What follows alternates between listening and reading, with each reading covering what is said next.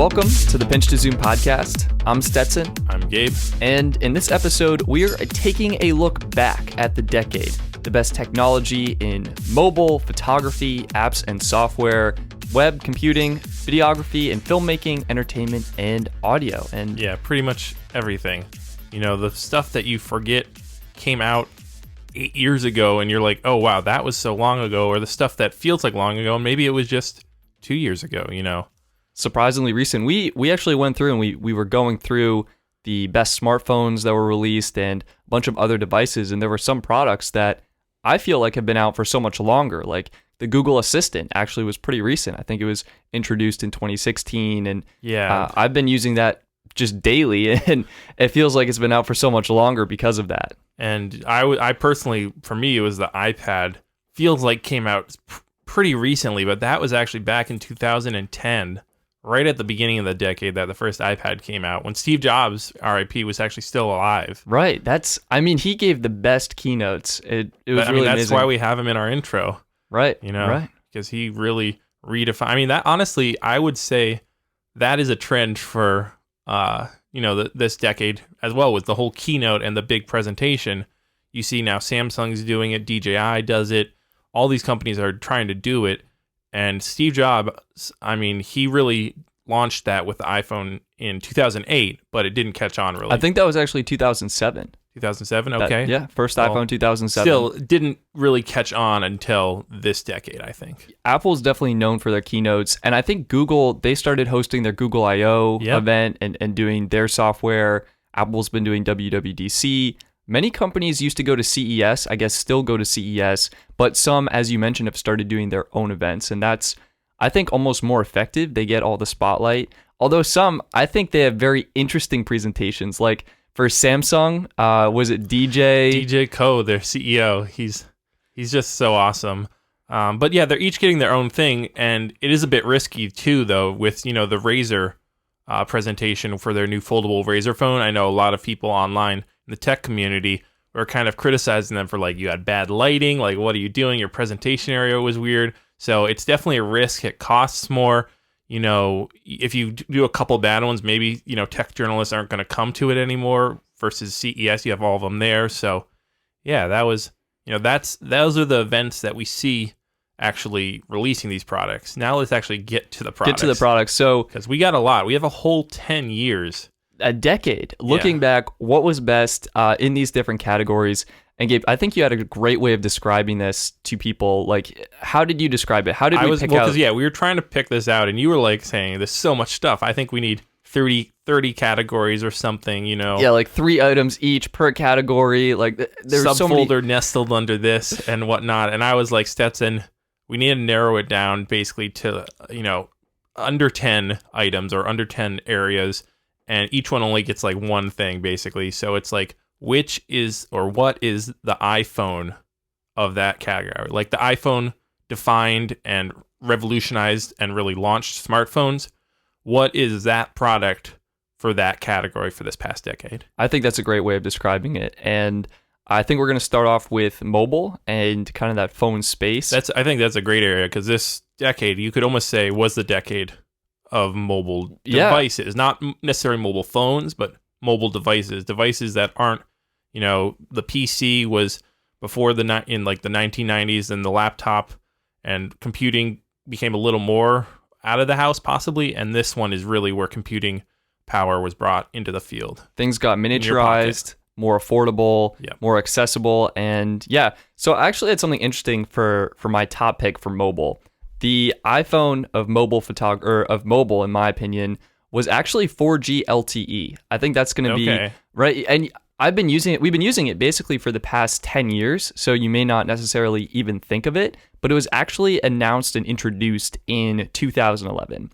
Oh, wow. So that was right at the beginning of the decade. Right at the beginning of the decade. So that's why we've had it for so long and we've been used to it. But it was a new development. So LTE stands for long-term evolution, and it was basically the next generation of mobile internet communication technology. They were trying to do two things: increase speed and reduce latency, and they definitely did that.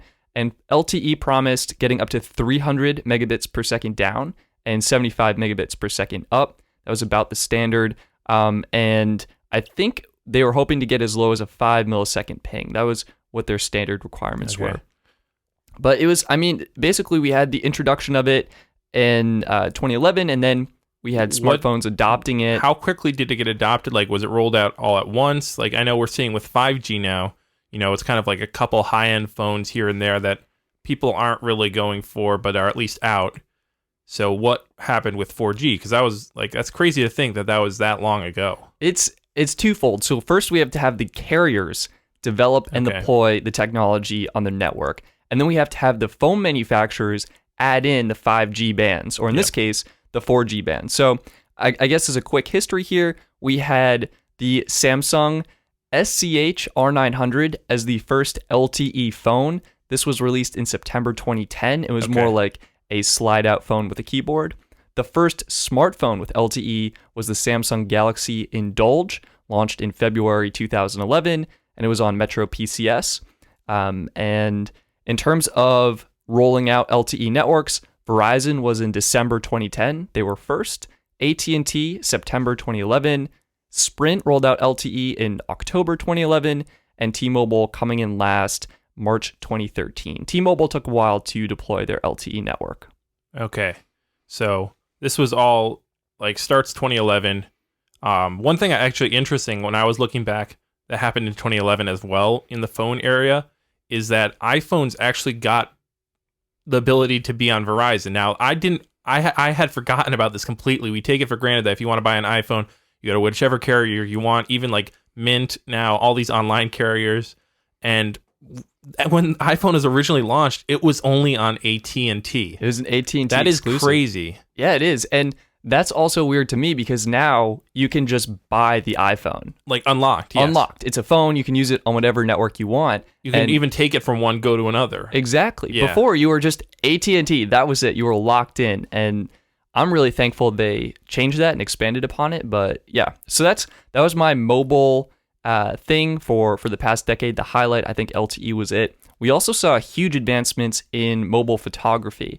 And I think almost 2010 through 2019 was a huge year for mobile photography. We just had a 108 megapixel camera introduced on the Xiaomi Mi Note 10. We had an 8K camera released with the Nubia Red Magic 3. I mean, this is like a garbage camera, but 8K. That's usually how tech trickles out and becomes mainstream. Is you have a couple ones here and there, and then all of a sudden it's like, doom, doom, doom, doom, doom. It starts turning. Yeah. We had 4K video recording also introduced with the iPhone 6S in 2015 from Apple. And did Samsung introduce it first? Or well, I actually have the Acer Liquid S2 was first with 4K in 2013. And now we have triple cameras, as we saw with the Galaxy S10. Now you get 3 cameras that can all record 4K. It's nuts. It's crazy. So I really felt those were the two trends. For, I guess, technology standpoint, LTE, and then for mobile evolution, I think photography. It was a big year for mobile photography. Smartphones basically replaced point and shoots. Would you also include, though, in mobile, possibly second screens? Like whether it's a tablet or a watch, like an Apple smartwatch or a Samsung. Do you think that really caught on as a trend, or it was too unclear? And I think smartwatches, I think that was huge. I mean, this was a huge year for smartwatches and smart wearable devices. A decade, excuse me, right? We're talking about the past 10 years. Yeah, right. But, in my opinion, I really think in terms of defining technology, like what the iPhone was for that product category, I don't think we're there yet. I think we're still at the very beginning. It does. I kind of agree. It feels like it's still, I mean, you have an Apple Watch. I've gone back and forth. I know people have Apple Watches and love them, but it still feels like, it's kind of a little bit like, it's awesome. It's really cool. It's helpful, but it hasn't really hit that like boom moment. I think dual screens will take on next decade with the Surface Neo and Surface Duo, and I'm sure that will spur some other devices as well. Yeah. But again, I thought photography was really huge for mobile, but I think you had some really great options in terms of the actual photography landscape, like what we saw from cameras. Let's take a look at like what really, defined photography. And one thing I just want to look at is in, 2010, their top point and shoot was the Canon S95. Had only 10 megapixels. Wait, what? Really? Yeah, 10 megapixels and a Digic 4 processor. So that sounds really old. I think smartphones are now basically 16 megapixels is pretty standard, and the processors are just out of this world. So that is ancient. It's ancient. We started out ancient. Where did you see, or where did we see photography go in the past 10 years? How did it evolve? Or what were products that really stood out to you? For me, there's so many cameras every year from every manufacturer, and there was even 360 photography, with the 360 camera, that was cool. There's aerial photography now with drones, but for me, photography, just looking at that, I thought the biggest advancement came in the mirrorless camera space. I think I agree. That was to me, a totally new landscape. Everything used to be DSLR, had that mirror, would flip up out of the way. And then I think you really introduced me to mirrorless with the Sony. You had the A7S2. Yeah. And then I jumped on with the A7 III. And that's where I would actually, if I had to pin it on a specific product, or I'd put it as the Sony mirrorless full frame cameras, but specifically I'd do the A7 R2 and the A7 S2. They came out the same year. That was, I think, 2016. They were both released, which is crazy to think, like, Sony dropped these two huge cameras because they were innovating, pushing stuff so fast, 4K enabled, which 4K was just coming to, DSLRs and mirrorless cameras then, but really there wasn't many options. So they bring these pretty affordable, under $5,000 cameras that have 4K full frame sensors, decently high resolutions, and it just blew the camera world apart, as you can tell, because you now have Canon scrambling to get mirrorless cameras. You have Nikon getting their mirrorless lineup going, Panasonic going even to full frame. So, even though it didn't happen until 2016, and you had, I think, 2015, the GH4 came out with 4K recording on a micro four thirds sensor mirrorless. This is really the defining trend and product for, I think, this decade. Do you think, funny enough, so we saw mirrorless introduced this decade. Do you think we'll still see DSLRs being introduced going forward, or will everything just switch over to mirrorless? That's kind of hard to say. I mean, DSLRs still have a lot of advantages, faster autofocus. They're oftentimes, even though it's weird, they're designed more durable in a lot of cases, even though they have that lens, that mirror that's flipping up and down, so it's a moving part. They're somehow more durable because they just have a little more room in them and stuff. But it will be interesting to see where this goes. I think, though, probably other than really high-end and specific uses, probably we won't see any more DSLRs by the end of this next decade.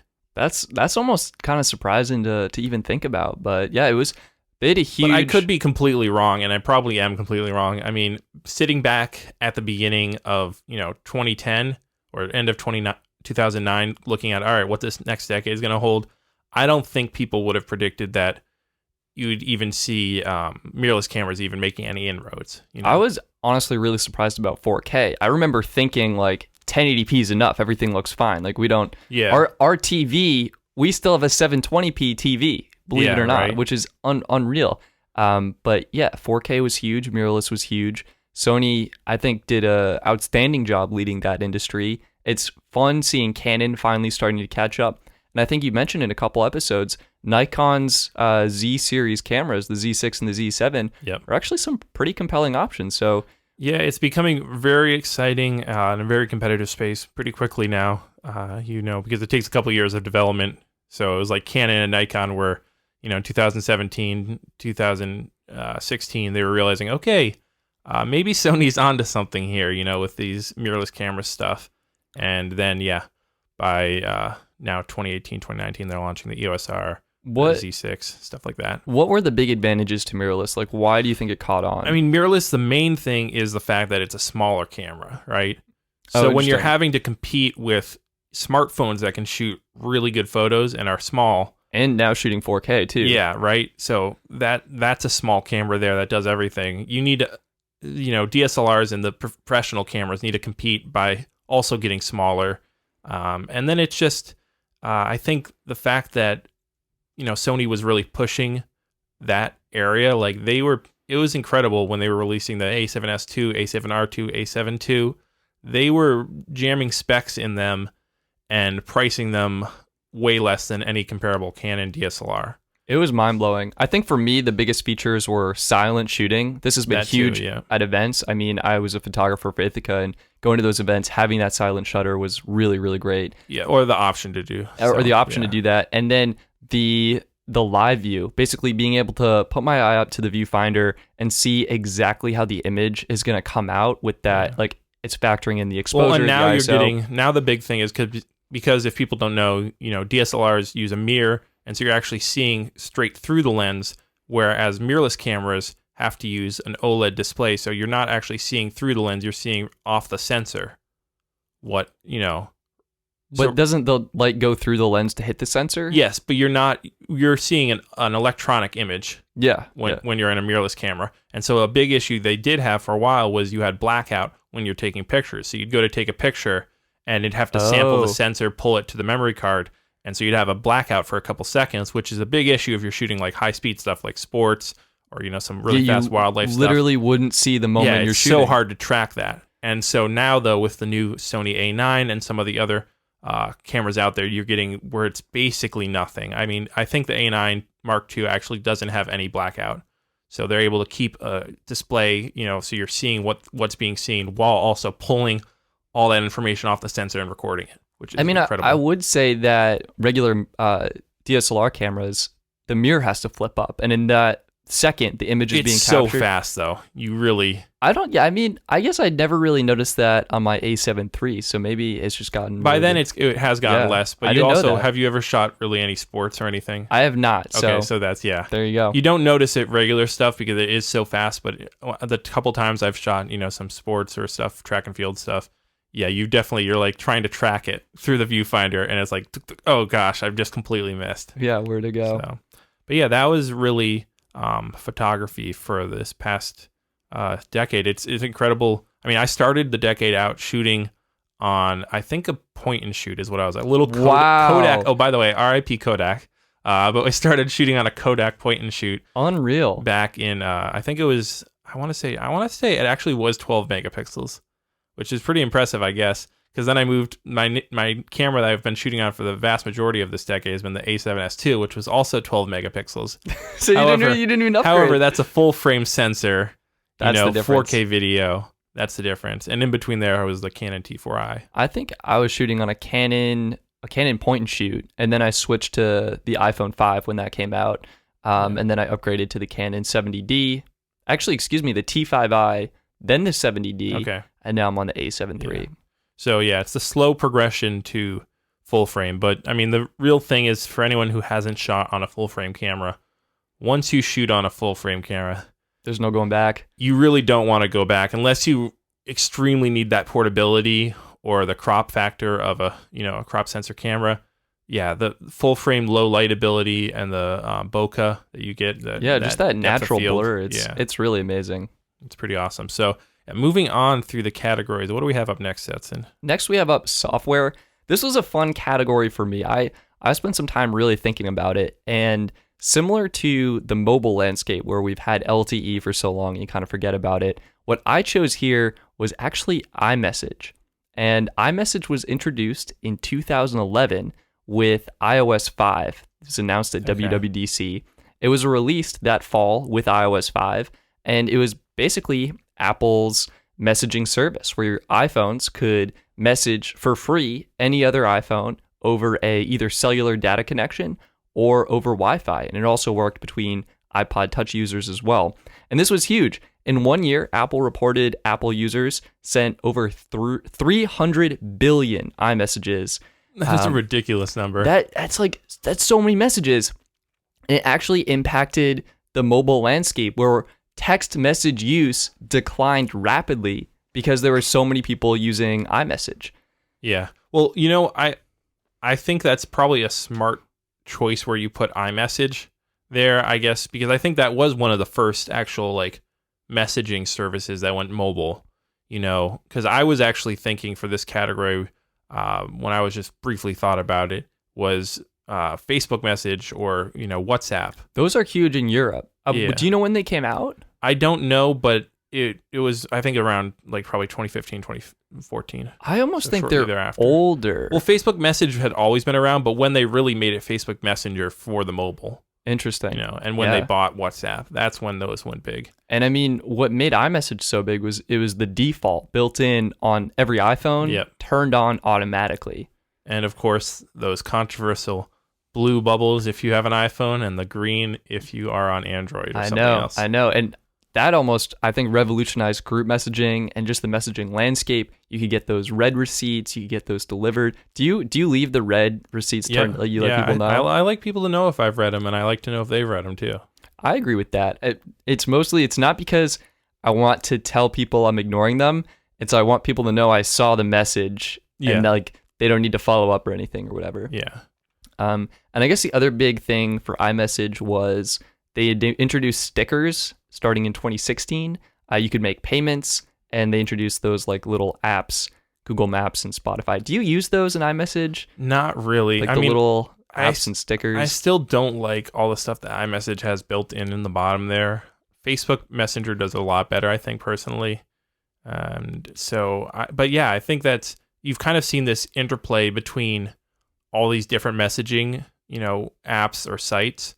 And you saw the word DM. Direct message. Is now like, that's a thing. That's a word that's just in everyone's lexicon. Yeah. If you said, hey, can you DM me the details to someone back in 2010, they'd be like, what?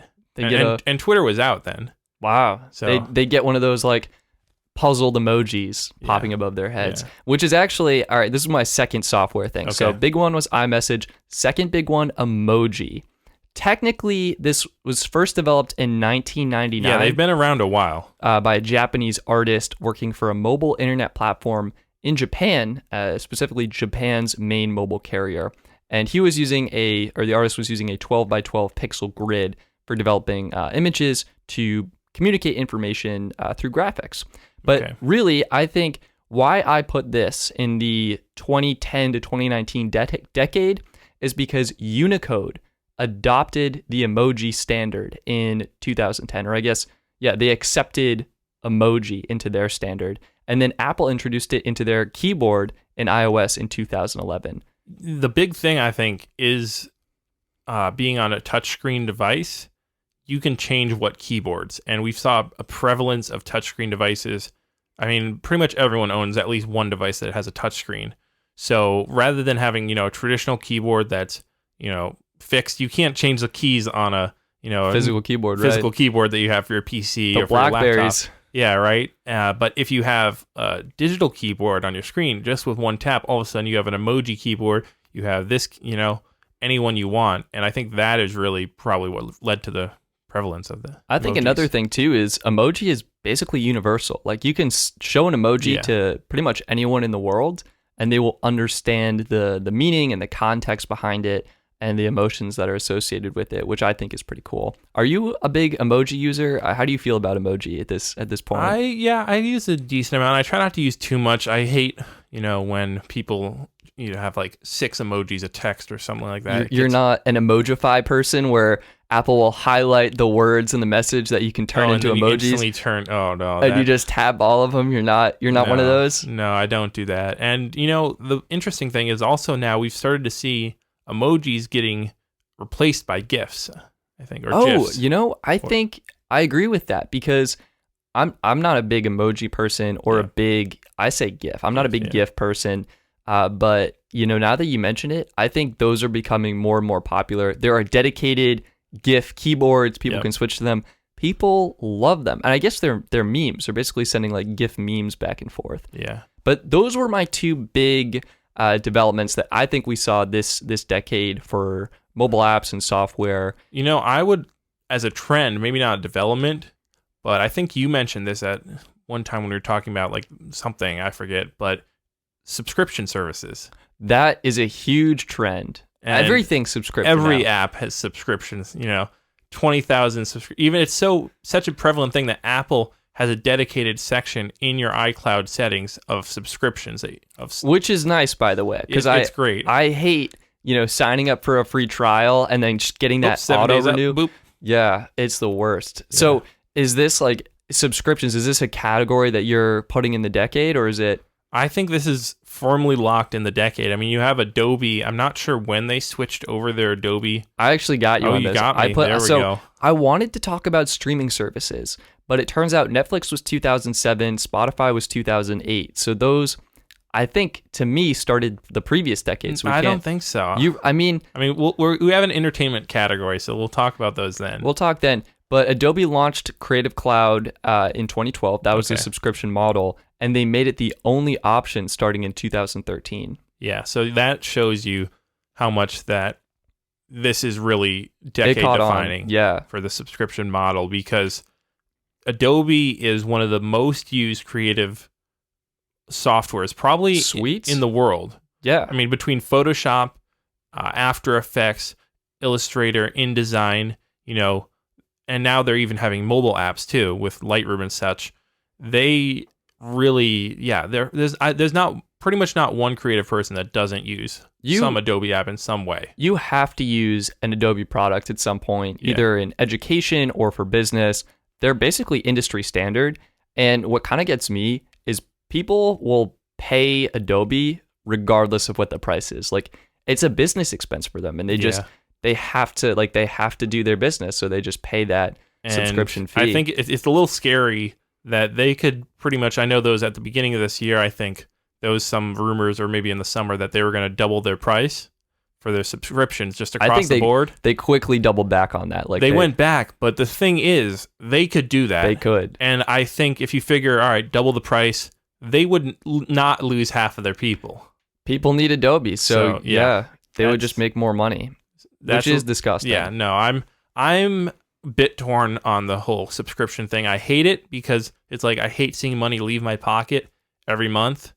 But it also is kind of nice because then you always have the latest version. So if you think of, all right, if I had spent $600 on Photoshop and now I'm spending that over how many years? What if it's like $10 a month? Well, it's $10 to $20 a month. Photoshop would be $10 a month, but if you get the full suite, then it's $50 a month, and you're basically spending $600 a year anyway. So but if you're just getting Photoshop, that's like 4 or 5 years, right? That you get an app you get that up to date. So yeah, I mean it's a bit annoying because you hate seeing money going out of your pocket every month. You never own it. You never own the software. You're just renting it. That's also the bad thing, I guess. Yeah, if you stop any month, then you don't have it. My preferred method that I've seen a few app developers do is you pay for the software. So Sketch does this. Sketch is a design tool that I use, and you pay for the app, and I think it's $100 app, and you own it. You own that version of the app, and you will get free updates for 2 years. Then at that point, the free updates will stop. And if, let's say, there's a major release, they release a new version, or there's huge feature improvements, then you upgrade at a lower cost.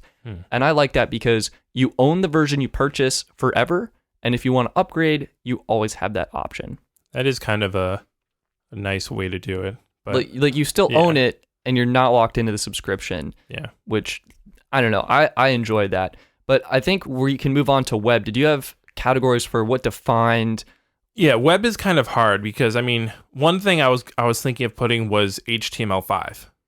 I think that's a big one because didn't Apple adopt that, and they basically killed... Adobe Flash was literally dropped in 2013. Unreal. So, speaking of Adobe. Yeah, right. They said, all right, subscriptions, and okay, goodbye Flash.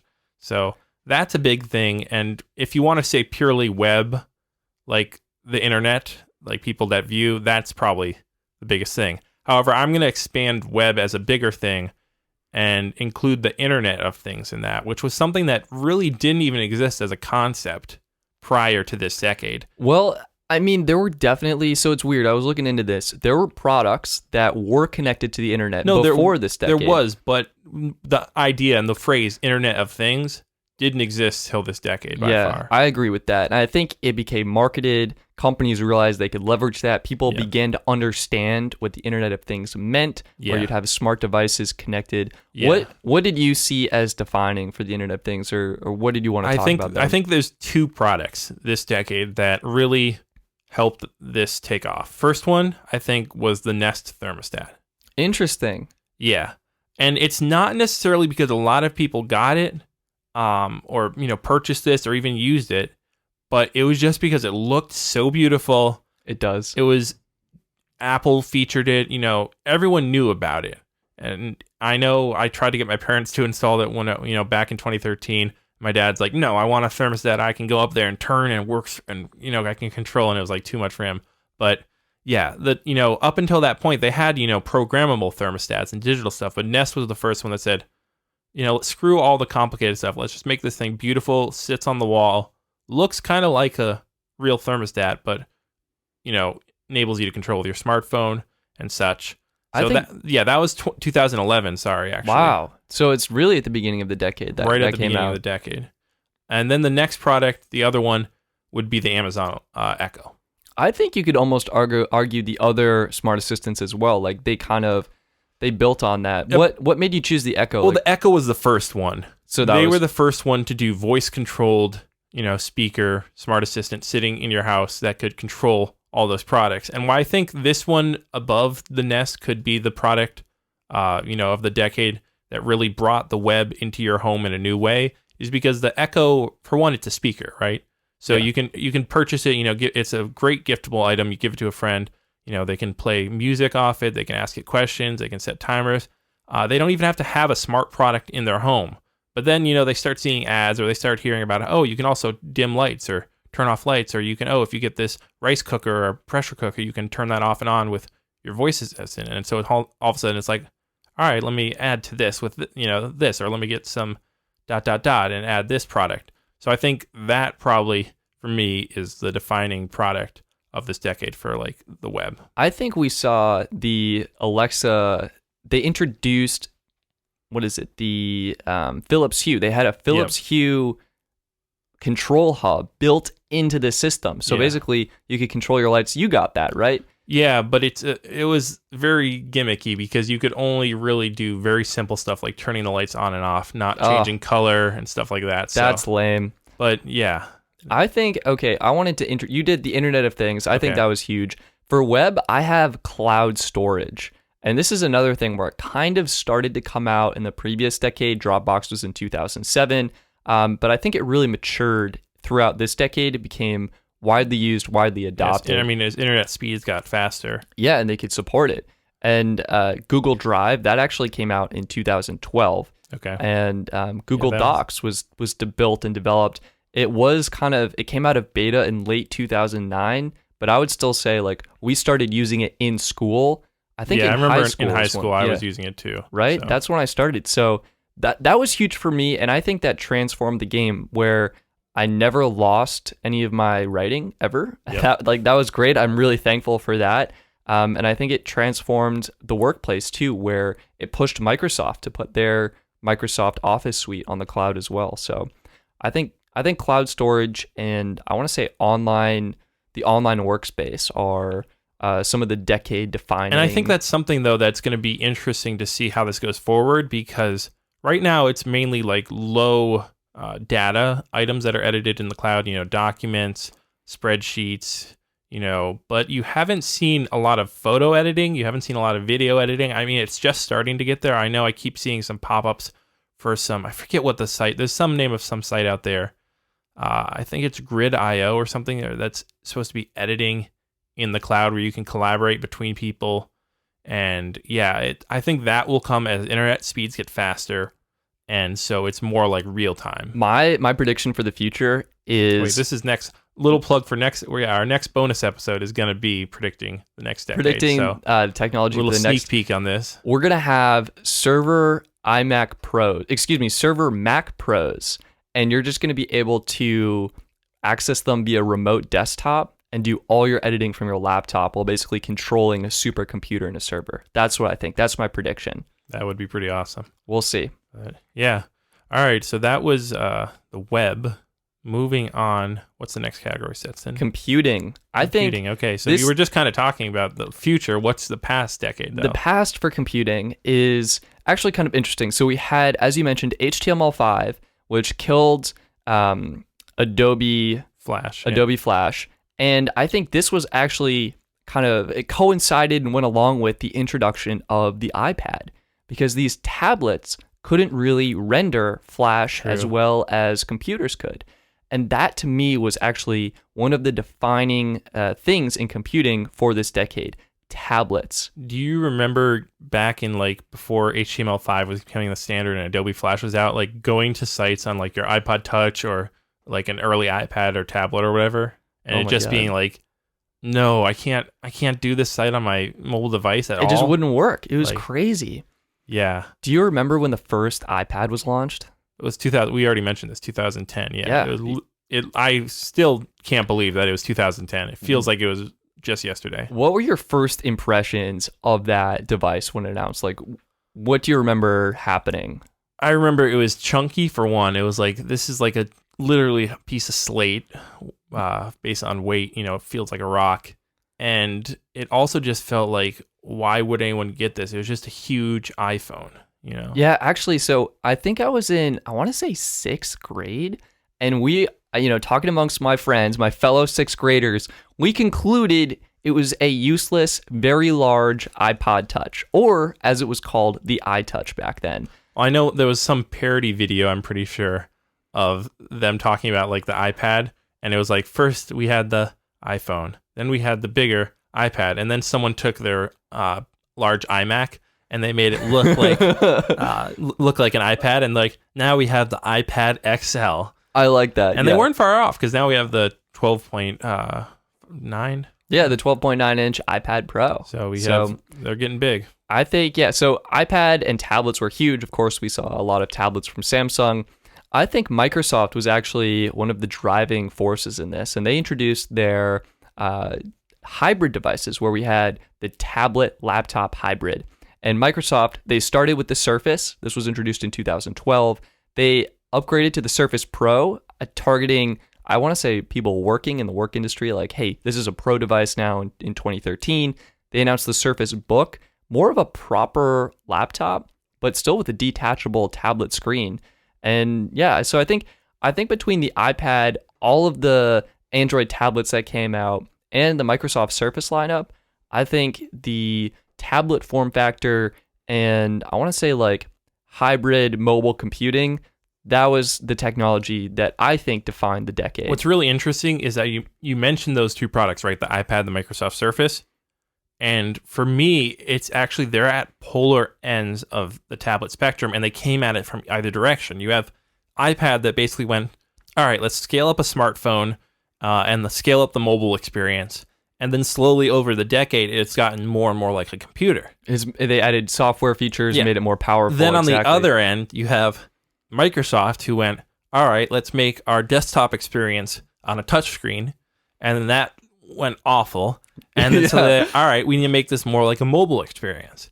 And so I think they've both ended up actually, we know, and you now have the iPad Pro, you have the newest Microsoft Surface 4 is out. So I think it's the Surface Go. Surface Go, okay.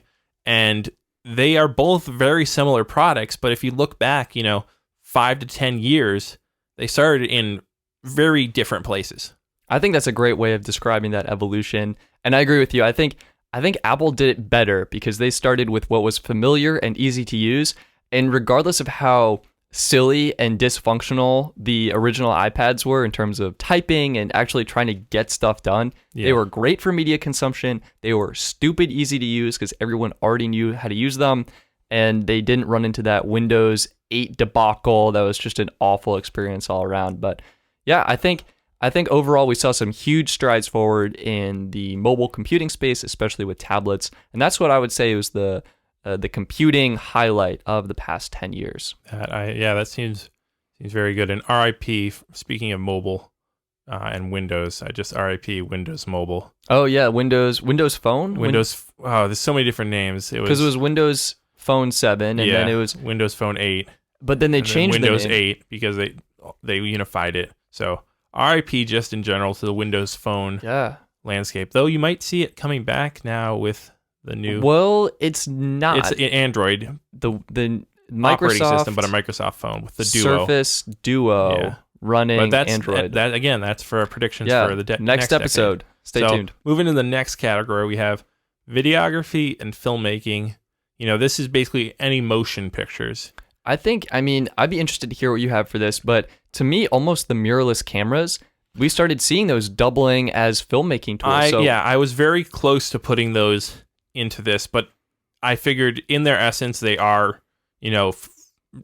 made for photography, really. Right. And it's just that they are also incredibly good at doing moving pictures and video as well. Big win for YouTubers. And definitely. Creators, yeah. I also would probably mention in this category for filmmaking videography, the 5D Mark III.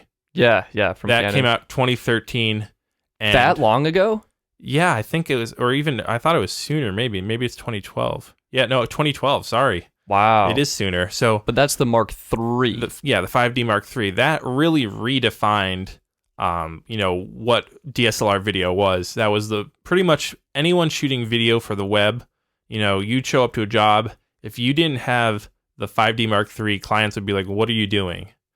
That is so interesting. Why aren't you shooting on that?" Even if you had a better camera, like if you had a cinema camera, I talked to someone who had like a Sony F7, and he would bring the 5D Mark III because that's what people wanted. That's so interesting. That's what they knew. Because they knew what it was. Yeah. So what did you end up putting for the videography filmmaking category? What was decade defining? What was the decade iPhone defining?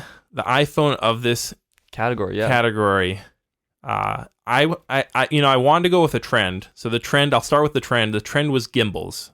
I love that. I was actually going to say that. I think that is spot on. That was the trend for this decade. You started the decade with gimbals, were huge, heavy things that only were used on movie sets. The Ronin, the Movi, and even some other ones that haven't made it all the way through this decade that were just huge two-handed things.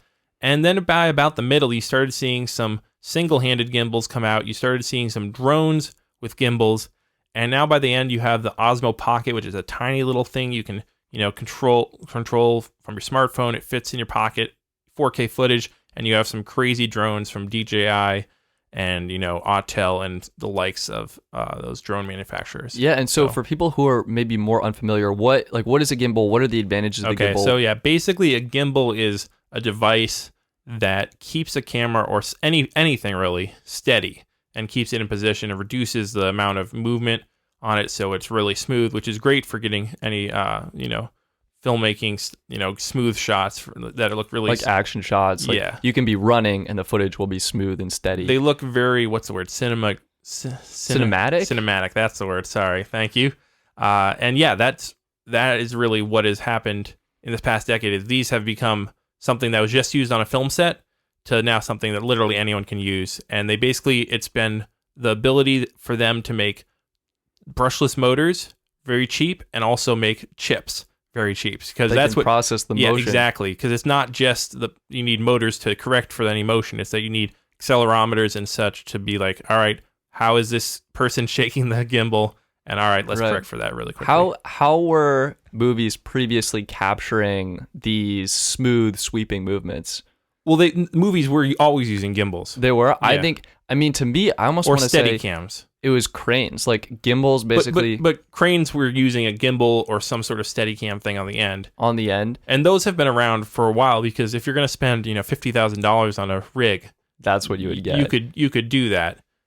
Sure. I guess they brought them to like indie filmmakers then. Yes, like that's what it was. It became for the masses, which is amazing. And yeah, I really would probably say gimbals. If I had to put something more specifically for filmmaking, it would be drones, because drones of all things have utilized gimbals the most, and the prevalence has been far wider than just gimbals in general. And that, if I had to go one product, it's really tough between the DJI Phantom 3 or Phantom 4, but one of those Phantoms, I know the Mavic Pro probably sold a lot more than any of the Phantoms, but the Phantom line was the one that if you said, oh, it was a drone, if they wanted to draw a drone, like say draw a drone, that's what they would draw. They would draw the Phantom shape. Like, I agree. And actually, I want to clarify, I think that is what replaced cranes, because what cranes could do is they could get up really high, and no one could do that. Cranes still exists. Well, now you can do it on a drone, and you can literally position it anywhere in the sky, and you're flying a camera, which is huge. So for regular like online videographers, beginners, indie filmmakers, drones are incredible, but still on film sets, you're going to get them using cranes a lot more because they can hold heavier rigs. And they get the camera they want. Yeah, exactly. But now you can basically fly a red with the Matrice, right? Yeah, kind of. I mean, it's still you have a lot more chance of crashing it than a crane. How do you feel about sliders? I mean, were those are just like not even sliders just big. are too niche. Is the thing. Drones have taken off far more, no pun intended. Yeah, I like that. In the past decade. And one thing that is interesting talking about videography is really, now we have potentially, I know we talked about last episode, the fact that Autel Evo 2 drone could have a 6K and 8K camera options. We'll see. And, you have already now a 6K S1H camera from Panasonic. And 6K it looks like is going to be coming very quickly next year to consumer. It's the new 4K. Exactly. And we just had Apple drop their new 6K monitors. So this is like... Right. But I just wanted to bring up that 4K, even though, you had TVs rolling out that supported 4K all the way back in 2012, you didn't really have any cameras that shot 4K until 2014. That's so interesting. That was when you saw the Panasonic GH4 shooting 4K and the GoPro 4. We saw TVs. Funny that both of those were the fourth version. That is well timed. Fourth version 4K. And it's interesting to me, we saw the TVs, the display technology was there, but the media wasn't there. Well, I would say actually that the media was there. It was like movies. They were shooting 4K. Yeah, well, there was more expensive stuff. And granted, in 2012 and 2011, when 4K TVs were coming out, those were TVs costing $20,000. Oh my God, they were that much? You can grab them for under $1,000 now. Yeah, I know, right? It's unreal. You can buy a 4K TV for like $300 on Black Friday. That is a 48-inch. Bananas. Yeah, so that is really, for videography and filmmaking, it is, these gimbals that bring really cinematic shots to the everyday filmmaker.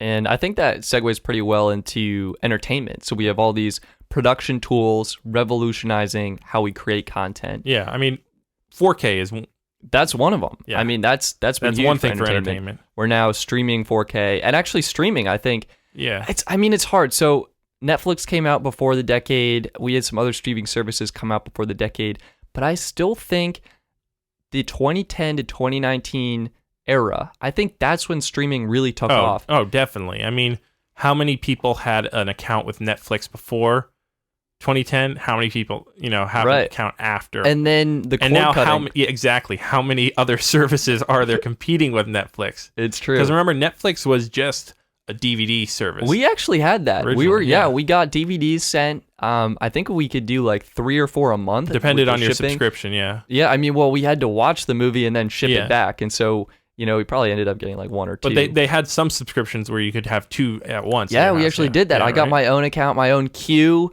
and you'd ship it back. And then that brings back such good. And then Netflix tried to turn it into Quickster. They were like, all right, we're splitting it. That was a disaster. I hope people forget about that. So did you end up having cable? Like, do you guys have cable now? At my house where my parents live, yes, they still have cable. Wow. So when I'm there, we have cable, which is great for sporting stuff, but otherwise, other than live events, it's not really that helpful. I personally, I'm moving out, out west to LA in a couple months, and I will not be having cable. I can pretty much guarantee that there's no reason other than getting, the internet in the door. I don't need to deal with Spectrum, Comcast, or Xfinity. I agree with that. And so I think streaming was huge. I guess entertainment, I think we can sneak in, I want to say the Nintendo Switch here. And I want to propose maybe mobile gaming and social gaming. And I want to say mobile gaming because, of course, the smartphones, everyone started gaming on their phone. Yeah, online gaming too. Online gaming. Because you have, Fortnite. Oh, yeah. I mean, that was just explosive. You wouldn't have had anything like that before. I mean, yeah, you had online multiplayer, but with Twitch streaming and, the combination right there around Fortnite was huge. I think esports too. Fortnite is actually a combination of everything, right? Because that's online gaming, okay? And that's also mobile gaming. It's true. That's streaming because you're on Twitch, right? So those 3 things right there. It's a trifecta. Of. Did we have anything else? They don't have. Do they have 4K? Yeah, I think they do 4K. Sure, why not? And interestingly, you saw a huge break. Speaking of gaming, you saw a huge break. The Microsoft 360 and stuff came out. Back in the O's of the decade, I think. Yeah, and you saw the Kinect come out right at the 2010, right at the start of the decade, right? So that came out for the 360. And then you had Xbox and the Sony, both the Xbox One and the Sony PS4. Those came out, I think I have down here, where is it? 2000 and... There it is. Gaming and entertainment, 2013. Wow. Yeah. I mean, it feels like they were more recent. Right? I remember they came out, my friends But then in between then, you've had the Xbox One S, you've had the PS4 Pro, you've had now the Xbox One X. It's crazy. I feel like they only release new consoles every 10 years or so, but then they release all these little upgrades in between. Yeah, it was before the Xbox One and PS4. The PS3 and Xbox 360 were, I think, 7 years or 8 years. That's a long time for technology to go without an update. And I think the other thing to mention in this category is VR and AR. I think it was... But I still think it's a tech demo. It's not quite matured, but I think we saw some huge advancements. And this is where potentially looking back when it's 2030, or looking back at the tech that defined the 2020 decade, maybe we'll see AR and VR maturing, finding an actual use. I feel like we'll be like, what were we doing in the 2010s? Right, just doing these weird demos. Yeah. I think that's all I have for entertainment. We had that one movie streaming... It wasn't a stream, it was a movie subscription service where you got movie tickets every month. Oh yeah, Movie Pass. Do you remember? Is that still a thing? It is and it isn't. So Movie Pass went kind of bankrupt, they are still around, but it was pretty messy. Basically they were using the Silicon Valley pricing of get just amount of amass subscribers, and then you'll figure out how to make a profit eventually, even if you're losing money. So that's what they tried as a business model. It didn't work out because you're spending money in the real world. But now, as a result of that, you do now see Regal, AMC, and all the theater chains have their own subscription model where you can subscribe and you can go see movies in the theaters, like 4 times a month. I kind of like that. Yeah. Although it depends. Maybe if there's a month where you don't like any of the movies and it's not really worth it. But I personally would like to go to the movies more because I think that's one of the best places to experience a movie. Yeah. And I would also, one last thing, sorry, we were talking about movies, but I think TV shows was the big trend for this past decade you saw TV shows going from something that was just sitcoms or just, something you'd watch to pass the time to now TV shows really are becoming the dominant storytelling format versus, when was the last time before 2010 that a TV actor would be also someone who was a movie star, right? You didn't see movie stars going doing TV before then.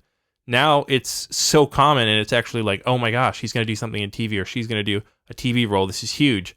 Where before that was seen as like beneath them. So. I think what plays off of this is original content too. Yeah. We've seen Netflix investing huge amounts of money in producing Netflix originals. We're seeing Apple now, to your point, building their Apple TV Plus subscription. HBO. Right? I mean, HBO, I guess, was the original with the original content. And now Amazon Prime as well. They're introducing their own content. And Disney even is now producing content. Even though they're already producing content, they're producing even more just for their streaming service. Yeah. So I think original content. And I think that stems from streaming. It does. Ultimately. So it brings us circles back around, and we're at streaming again. And now instead of needing one $50 cable bill, you need 10 $5 streaming bills to get all the content. Yeah, this is really cord cutting came back around, and it was like you cut the cord, but then all of a sudden the cord frayed out and you had 20 cords coming in. Yeah, so. That's a good way.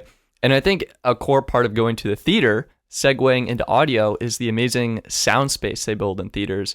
Gabe, did you have any highlights for audio this past decade? Like what did we see? What did we hear? What did we hear in audio? Yeah, well, for audio, for me, this was almost the easiest no-brainer of all. Really? Other than the Sony A7s for mirrorless and the gimbals for videography, this one for me was a no-brainer. I mean, I was thinking about audio evolutions and I was doing research. I thought noise canceling, but that's been around for a while. And you know what it is? I don't know. AirPods. AirPods. I'm sorry. I hate to go with an Apple product. I know we've already had iMessages in there, but I think AirPods, and of all of them, they're the easiest one to pick. That's the product. That's the iPhone of audio, because I think it's and maybe it's going to be over the next 20 years that we'll see that, between the 2010, 2030, that 20-year gap, that AirPods are the defining product for audio. But we're going to see for the next decade, I think, audio becoming more and more personalized. What made you choose AirPods? So it's like, what about them? Because, okay, until then, you had headphones, right? First, yeah, they'd been around forever. Then you had, wireless headphones, and you even had wireless earbuds, but they're always connected by that little thing. People would be like, I like them, but they're not really, I don't want to have that dangling thing around. I'll just go with the regular headphones that I plug in. If I'm going to have a dangling thing, why not just plug it in? Sure. And not have to deal with charging it. And, there were actually some truly wireless AirPods, or earbuds, sorry. Earbuds. See, they've almost named a whole product. Earbuds before the AirPods came out, but they were clunky. The range was iffy. They weren't the best. They didn't look good. AirPods came out, and I literally laughed because they were so stupid looking. And everyone mocked them to death, right? I remember that. The first people who got them, shout out to those people. They looked goofy for maybe 6 months until everyone else got them. It's the change that we've seen happen with AirPods is incredible. Like, it's true. The fact that it went from a product that people were like, why are you going to buy this? You're going to lose this. Like, they were literally selling things that turned them back into headphones. Like, connected them with a cable. Them. Yeah, it's like a so cable. You can connect them to your phone. Like, it was ridiculous.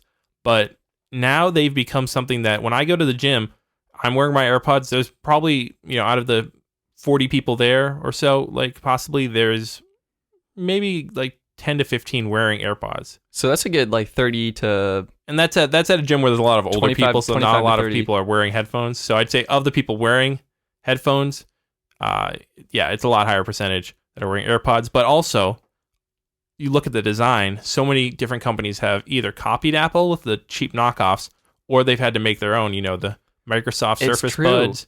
Google has their own ones, Samsung. They've all followed Apple's lead here. And I think while these devices right now, these truly wireless earbuds are really limited on features. We just saw the AirPods Pro now have noise canceling finally, right at the end of the decade. I think going forward, we're going into our next episode already. Cut right here and just go to it, but I'm just going to keep going. Going forward, we'll see these earpods, earbuds, AirPods, whatever you want to call them. They're AirPods. Let's call them AirPods. They're just going to be called AirPods for everyone. How about Airbuds? Wait, that's a movie. Oh no. Disney movie. Yeah. Wrong company. Okay, but we're going to see true wireless earbuds become so ubiquitous and so common that you're literally just wearing them all the time. And they're using the AR augmented audio so that you can be walking down the street and, a billboard could be like talking into your ears, but it would be positioned so that as you walk by, it'd get louder, and as you walk away, it'd get quieter. Or, you could have your TV in your living room. It could be on, but it would be quiet and only in your earbuds.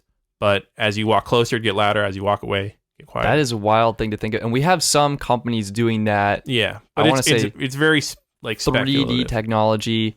Yeah. I guess, yeah. So AirPods were the defining product because they introduced truly wireless earbuds in one of the best implementations on the market. Yeah, they redefined the category. They made it exciting, and they brought a lot of competition. When someone says they want wireless earbuds, you say, "Oh, you want AirPods?" And that's the one. You just saw me making the mistake of trying to call earbuds AirPods. So, right. Yeah. And I guess some people, even with Android phones, like them just because they're some of the best out there. Even if they don't have all the great pairing or the the data sharing with the W1 or W2 chip that you get with an Apple product. Yeah, they're still very sleek looking, and I mean, people just want them. I think it's interesting how many products Apple released that ended up being quite monumental, from the iPad. Okay, but we're also Apple fanboys. To the AirPods. Well, it's just interesting. I mean, I think Apple does get, to some degree, a certain amount of criticism for not innovating. I think they are still very thoughtful with their products, and I do appreciate some of the innovations they've brought about. I think what it is possibly is they are a bit slow, but they do it right. They do it right, and that's the thing with tech innovation that lasts, is it isn't about necessarily being the first to market, right? The original iPhone wasn't the first smartphone on the market. It was the one that was presented in the best way. It was marketed the best. It had the right price, the right time. Everything just was right about it. and that's why we remember it. Or GoPro, right? GoPro wasn't the first action camera, but it was the one that was marketed the best. It was the one that was presented the best, priced right, and really just caught the public eye. That's a really good point. I think the last category we have is transportation. We're going to throw this on at the end. Okay. I think we have some really cool hardware. Well, we just want to mention Tesla. That's pretty much all we want to do. I think before we get into Tesla, I want to tail off the Apple segue we just had. They introduced Apple Maps, which was just a hot disaster. If you remember when that. We need to trash Apple. We need to trash Apple, and Apple Maps is the thing to trash them on. I remember seeing a cartoon of helicopters airlifting those tiles that look like blurred, chunky, unloaded map images just over like major cities because Apple Maps didn't recognize major cities and wouldn't load them. It was a disaster when Apple got rid of Google Maps on the iPhone, starting in 2012. And to their credit, I think they have improved it, but I guess not to their credit, I still continue to use Google Maps for all of my navigation needs. Yeah, that was probably, and it's still not good. It's gotten good. better, but it's still awful. I still search for stuff, and they'll have old listings on there because they pull off Yelp, but they then keep them separate. It's really, I still every day wish that Apple would just go back and use Google Maps. Although I do want to give them credit. I mean, no credit. It's the only other mapping service that I'm aware of because you have Bing Maps. That's a thing? Yeah, and Yelp. They have Yelp Maps? Yeah, you've never used the Yelp app? No. Okay, you need to get out from under your little shell. I guess, to my own credit, it turns out Verizon has their own Navigator app as well for an extra $10 a month. AT&T as well. They have their own AT&T Navigator. I actually don't even subscribe to any of those services, but I just buy their Navigator app. It's so weird. But I mean, I wanted to give a shout out to Apple Maps. Apple Maps, also Apple CarPlay and Android Auto. Both of those. I wish those were more prominent. I still don't have that. They are prominent in new cars. Maybe that's my problem. I have a 2010 Prius. That's my problem. I mean, it's almost standard now, even in the entry level of 2020 cars. Manufacturers have realized that this is something that people really value, and also it's a way that we can spend less money on our native UI. We don't have to put in as many features, and we can just leave it up to Android Auto and Apple CarPlay. What were they thinking? I mean, car manufacturers were just dumping money into some of the worst design software I've ever seen in my entire life. They were designing, the software like you design a car, that UI. So it was just not the same way. Awful. I'm so thankful for Android Auto. I'm thankful for Apple And CarPlay. I honestly have to say, I like Android Auto actually better because you get Google Voice Assistant there at a pop of a little button on the steering wheel. You can say, yes, Google any question, and you get an answer, whereas Siri is not... Siri, you there? Yeah, Siri will struggle to give you directions. Though they are getting now directions via any app. You can say via Waze, or you can say play via Spotify. So that's nice at least, but it's been a long and rough ride for Apple's CarPlay. It's been a bumpy road. Yes.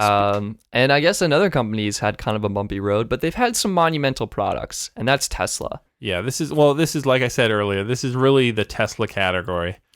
Because I felt we needed to represent them because they've innovated in two huge spaces. What are those spaces in your Electric cars and self-driving cars. That is true. So I think Tesla's master plan, they basically started out they've been around for a while. They were around, before 2010, they had the Roadster. But that started off as a one-off car they made custom, then they started producing them in low numbers for people. I know when I was out in California with my family on a trip, I saw one and I was like, oh my God, it's the Tesla Roadster. That's such a cool thing. And it essentially was actually just a Lotus body they threw on their car, their electric car. So it wasn't even their own body. And then from there, we went to actually getting the Tesla Model S launched. What year was that? I actually do not know when the S was launched. I think that was launched in 2015. Yeah. Really? Yeah. Wow. That's crazy recent, right? It's halfway through the decade, basically. Yeah. But yet this company has come to define the decade for cars. It has. Because since then, they've launched the Model 3, they've launched the Model Y, and they've now launched the Cybertruck. And they also had the they're the Model Y. Wait, did you already say that? Yeah, the Model Y. They also have their semi truck. The semi truck, Tesla Semi. Oh, yeah. We forgot the Model X. Sorry, the Model X. That's their what SUV it was. Crossover. Yeah, their SUV. So yeah, in that time period, they've launched like 4 or 5 cars. Which I guess isn't a big deal because car manufacturers roll out cars every year. Yeah, but these are brand new electric cars that have some of the most groundbreaking designs, sometimes for worse if you look at the Cybertruck, and very polarizing. But they're designs that are, minimalistic in the dash, for example. They have new software updates over air, which has pushed all, car companies used to not be able to update unless you brought them into the to service them. What were they doing? And also, Tesla's the only car company with a clean UI. Like, you can go in and actually use the interface. It's not some weird, quote-unquote, futuristic, oddly designed navigation system. And then the biggest thing also is self-driving. Self-driving, yeah. I don't want to say they pioneered it. Which self-driving technically still is illegal. The, what is it? The FTC, federal, no, not FTC. What is it? There's federal, transportation. Yeah, that's what whatever. I don't know. The Federal Transportation Administration, or whatever they are, they don't actually allow self-driving cars yet, technically.